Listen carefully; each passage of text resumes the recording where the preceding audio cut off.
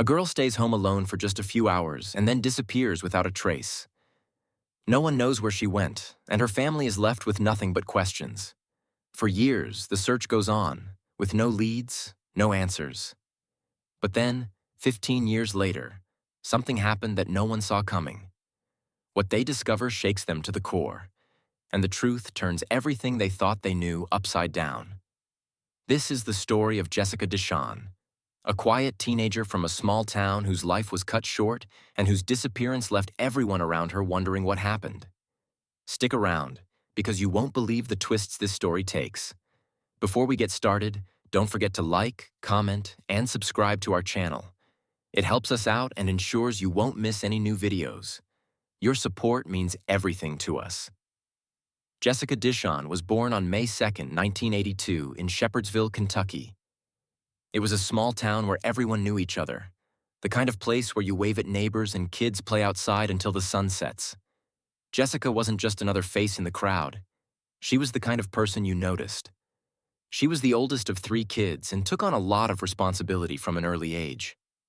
While her parents worked hard, Jessica helped take care of her younger brothers. She wasn't just a big sister, she was their second mom.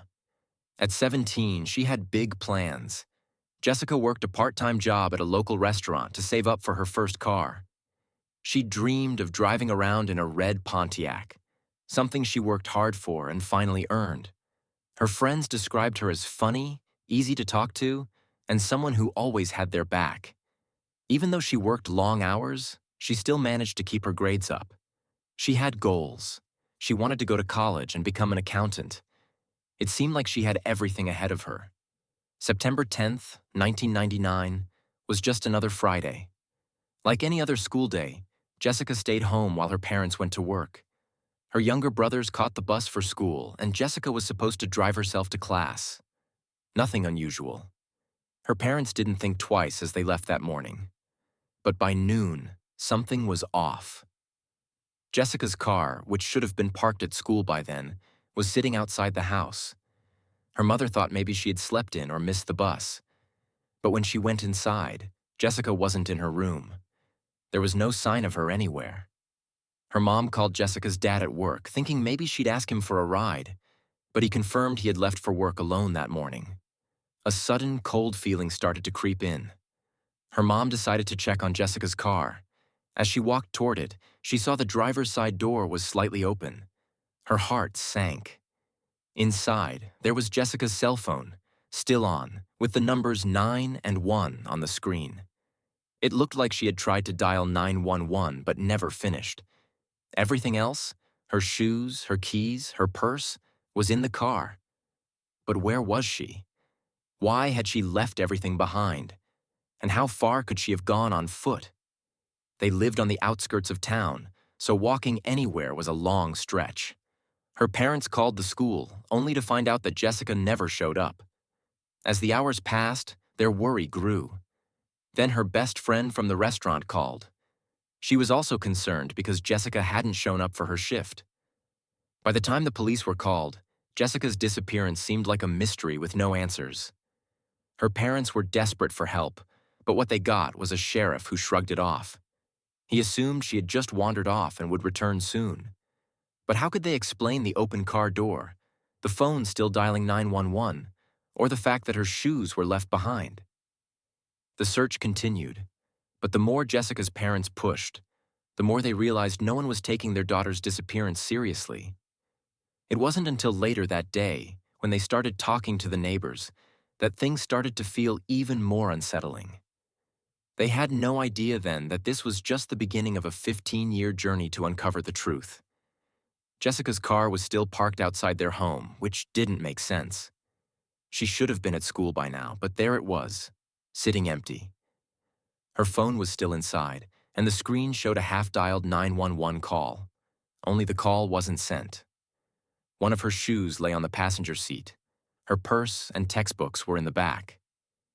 Everything seemed like she had left in a hurry. But where was she? Why would she leave all her things behind?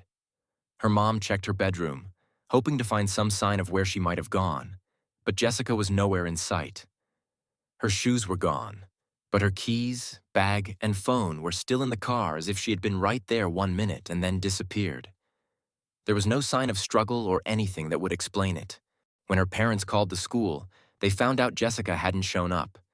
She hadn't been marked absent either, and there had been no call to let them know. By now, they were starting to panic. Something wasn't right, and they felt it in their gut. Her best friend from the restaurant called too. Jessica never showed up for her shift. The phone call only deepened their concern. All of Jessica's belongings were still in the car: clothes, books, and phone. A girl doesn't just vanish like that, especially not in a small town where everyone knows everyone. So they called the police. The sheriff listened but didn't seem to take it seriously. "She's probably just off with friends," he said. "She'll turn up soon." That was the sheriff's take on it. No urgency, no investigation, just brushed off like it was a normal teenage tantrum. The family tried to explain that this wasn't like Jessica. She wouldn't just run off. The sheriff, however, didn't see it that way. Hours passed, and Jessica still didn't come home. The sheriff made a quick suggestion to check around the house, but he didn't believe there was any real danger. He didn't think anything was wrong. His attitude left the family frustrated and confused. They couldn't believe how casually the situation was being handled. How could they just sit back and do nothing when their daughter was missing? They knew something was off. They couldn't just wait around. That's when Jessica's parents decided they couldn't rely on the sheriff to help. They reached out to anyone who might have seen something: neighbors, friends, family. But no one knew anything. No one had seen her. They even went door to door asking around. It was becoming more and more clear. There were no answers. Then, the next morning, things took a strange turn. As they were back in their home, trying to figure out what to do next, their son ran inside, claiming he heard a voice calling out for help. He was sure it sounded like Jessica's. Desperate, Jessica's father grabbed his shotgun, ready to do whatever it took to find his daughter. They rushed outside to search, but they weren't prepared for what they found next. The search led them to a neighbor's property, a man named David Brooks. As they approached, they saw smoke rising from his backyard. They walked up, only to find Brooks standing there, burning something. It looked like clothes. Clothes that could have been Jessica's. It was a moment that raised so many more questions. What was he burning? Why was he acting so strange? Jessica's father asked Brooks if they could search his property, but Brooks refused. His reaction didn't sit right with Jessica's family. Before her disappearance, they had a perfectly normal relationship with him. But ever since, he'd been acting differently, driving past their house slowly with an odd smile on his face. It was hard not to feel something was wrong. They even started getting strange phone calls. Silent calls where someone just breathed into the phone. It felt like something was being hidden. Despite the strange situation, the police weren't taking action. Jessica's parents asked them to investigate Brooks's property with cadaver dogs. The dogs did pick up a scent, but nothing substantial was found. They found gloves in one of the sheds, but no real evidence. The police had missed their chance. Nothing had changed, and now the family was more frustrated than ever. They could only continue to search on their own, desperately trying to put the pieces together. As the days passed, Jessica's parents couldn't just sit back and wait for the sheriff to do something. They couldn't. They had to find their daughter. So they took matters into their own hands. They hit the streets, knocking on doors and asking neighbors if they'd seen anything. They asked friends, classmates, and anyone who might know where Jessica had gone. But the town was quiet. No one knew anything. No one had seen anything unusual. It felt like she had vanished into thin air. The hours turned into days, and with each passing moment, the fear in their hearts grew. They were running out of time, and they knew it. The uncertainty, the not knowing. Every minute stretched out longer than the last. They couldn't stop searching. They couldn't let it go. Her mother and her father, they were both determined to find answers. But the more they looked, the more they realized just how little anyone was helping. Then came the strange behavior from people they thought they knew. They started talking to neighbors, trying to see if anyone had noticed something odd or out of place on the day Jessica disappeared. They talked to a few people who had been around that morning, but it wasn't until they spoke to David Brooks that things started to feel more unsettling. Brooks was a neighbor they'd known for years. He'd always seemed like just another guy in the neighborhood, but after Jessica disappeared, his behavior changed. At first, when they asked him about the day Jessica went missing, he was calm, almost too calm. He denied seeing anything or hearing anything unusual. But the more they pressed him, the stranger he acted. He started avoiding them, refusing to make eye contact. He'd stare at them when they walked by his house, but he wouldn't say a word. It didn't sit right with Jessica's parents. They tried talking to others around town, trying to track down anyone who had seen anything unusual, but the pattern remained the same. No one had seen anything. People had no answers. And then, a couple of days later, another strange thing happened. Jessica's father came across a man who claimed he'd seen someone acting suspiciously near the woods. The witness described a man with a dark hoodie who looked out of place. The description didn't exactly match anyone Jessica's family knew, but it was another lead to chase. They couldn't afford to ignore any detail, no matter how small. They found themselves circling back to Brooks. His behavior kept raising questions. After all, why had he acted so strange? Why had he avoided the family when they'd always been friendly neighbors? And when the family noticed that his property was becoming more isolated, more shut off from the rest of the neighborhood, it made them wonder if he was hiding something. The more they dug into his past, the stranger things seemed. Why had he started acting this way? Was it guilt, or something else entirely? Jessica's parents couldn't shake the feeling that Brooks was involved in some way. They started piecing things together. His strange behavior, his reluctance to cooperate, and the way he seemed to avoid eye contact whenever they asked him about Jessica. It wasn't enough to accuse him outright, but it sure felt like there was something they were missing. And then, there was the phone call. Jessica's parents started getting odd calls. No one on the other end, just the sound of heavy breathing. It felt like someone was watching them. The calls never lasted long, and they never heard a voice, but that didn't make it any less unsettling.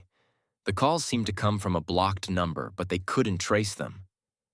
Were these calls from Brooks? Or was it someone else? The tension was mounting.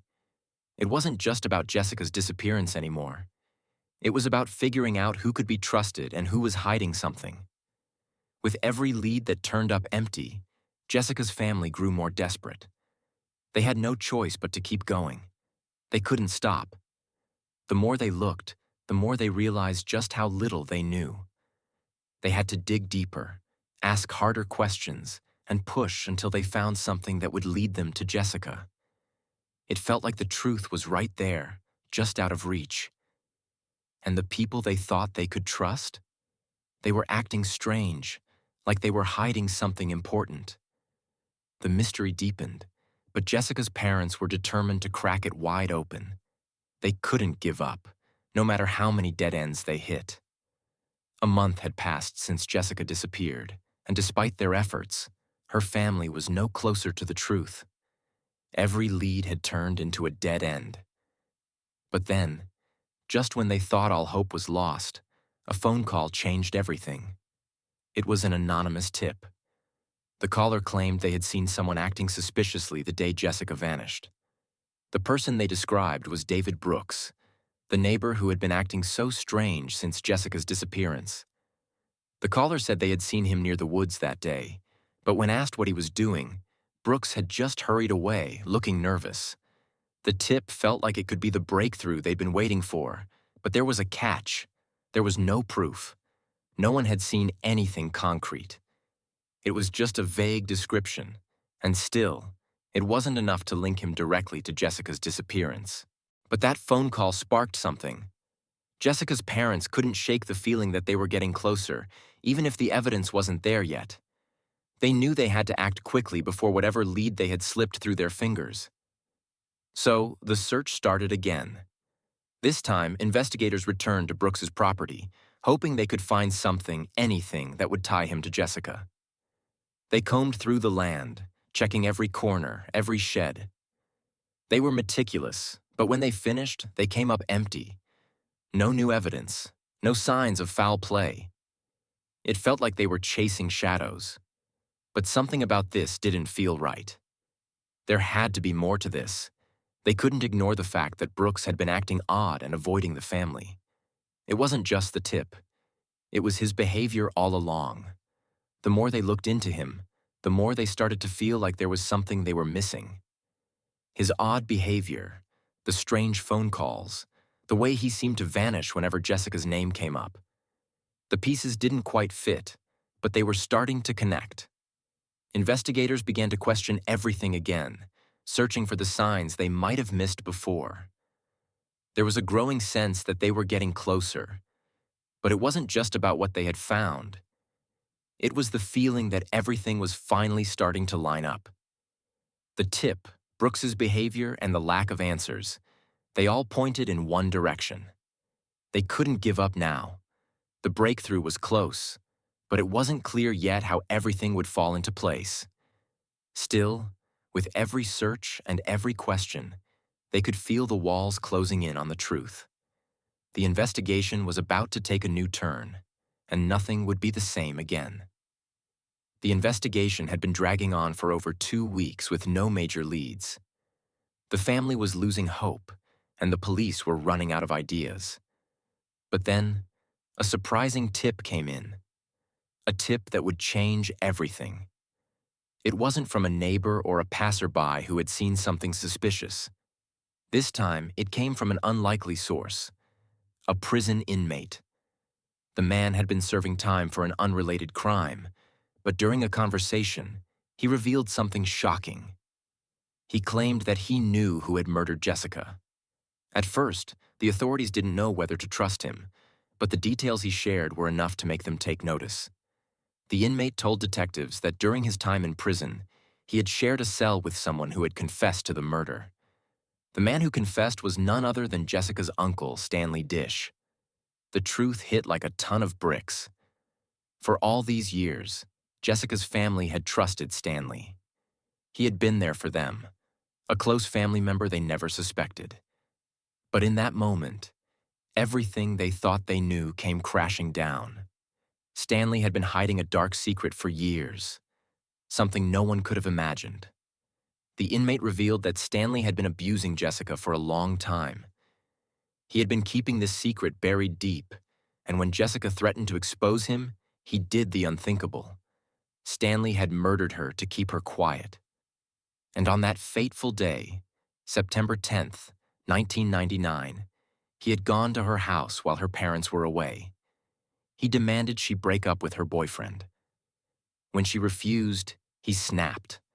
The details of what happened next were beyond horrifying. Stanley attacked Jessica, restraining her with sheets and taking her to an abandoned shed not far from where her body would later be found. He kept her alive for several days, tormenting her. In the end, he strangled her, disposed of her body in a public place to throw off suspicion, and even tried to mislead the police by removing parts of her body. Jessica's family had no idea that Stanley, the person they trusted the most, was capable of such brutality. The shock and pain were unimaginable, but the final piece of the puzzle had fallen into place. The police now had a solid lead, proof that the person responsible for Jessica's death was someone they should have suspected all along. The authorities quickly moved to arrest Stanley, but he denied everything. He claimed he had nothing to do with Jessica's disappearance, but the evidence was mounting. They found a buried bedsheet, matching the ones from Jessica's bed, and other clues that linked him to the crime. It was clear now. Stanley was guilty. The trial was set, and the entire community was rocked by the revelation. How could a man, a family member, do something so terrible? Jessica's parents struggled to come to terms with the truth. Their brother had taken their daughter's life, and they hadn't seen it coming. As Stanley's trial approached, the prosecutors uncovered more about his past. They found that Stanley had a history of abusing young girls in the family, and his pattern of manipulation and threats had been going on for decades. He had used his charm to gain trust and get close to vulnerable family members, only to betray them in the worst way possible. Despite all the evidence, Stanley continued to deny his involvement in Jessica's murder. But the facts were clear. Stanley Dish was the one responsible for her death. The trial was difficult for the family, but in the end, the truth had been revealed. And although no amount of justice could bring Jessica back, it was a small step toward closure. Jessica's family had spent years in agony, never knowing the truth about what happened to her. But now they had answers. The real killer had been hiding in plain sight the whole time. The revelation of the truth hit Jessica's family like a freight train. To discover that their brother, Stanley, had taken their daughter's life was a wound no one could have prepared for. For years, they had lived with the uncertainty, the crushing weight of not knowing what happened. And now, to find out that the person they had trusted most, the person they never imagined would hurt anyone, was the one responsible for Jessica's death, shattered them. For Jessica's parents, the pain was unbearable. They couldn't even begin to process how someone they considered family, someone they had known their entire lives, could commit such a horrible act. How could Stanley, the man who had shared their meals, their holidays, their childhood memories, betray them in the worst way possible?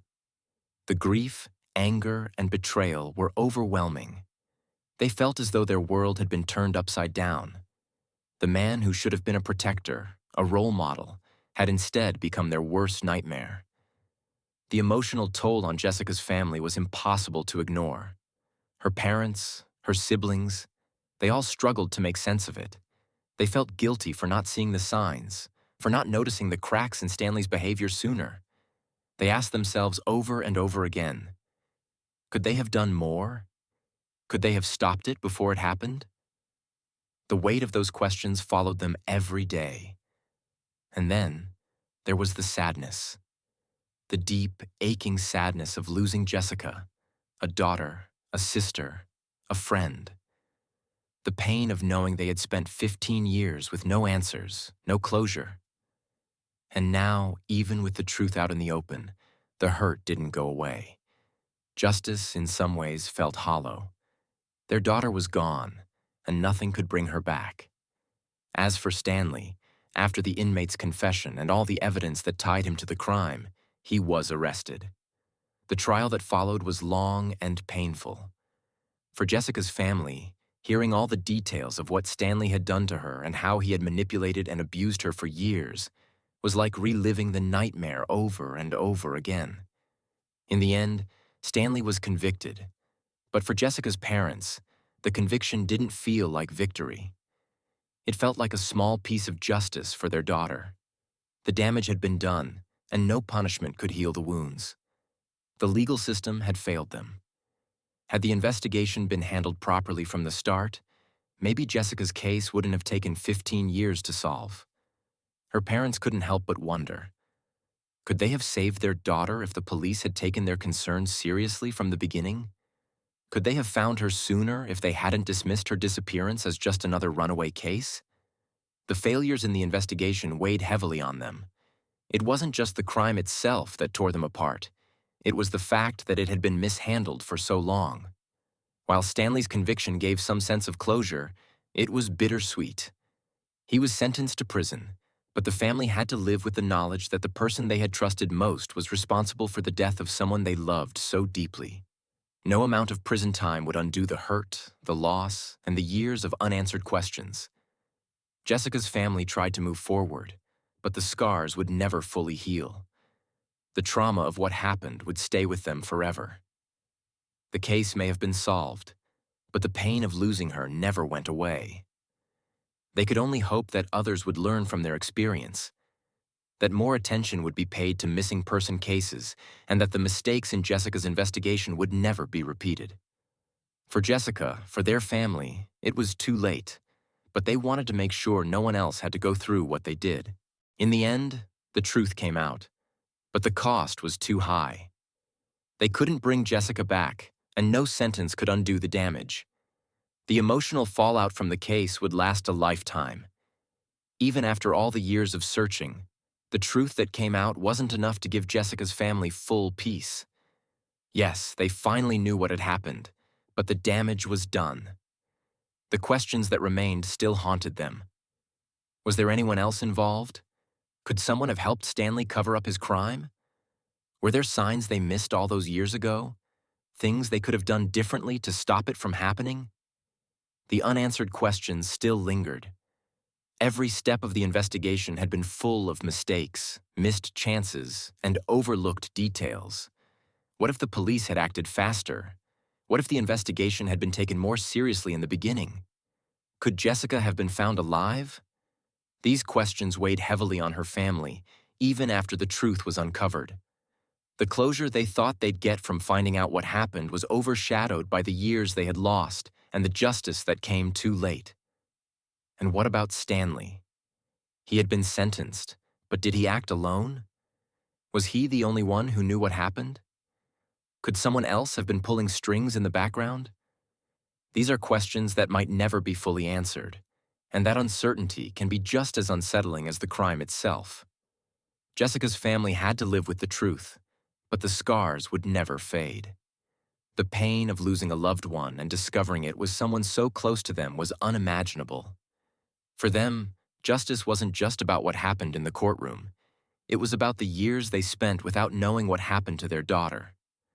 What do you think happened? Could there have been signs they missed earlier? Was there someone else involved in covering up the crime? Let me know your thoughts in the comments below.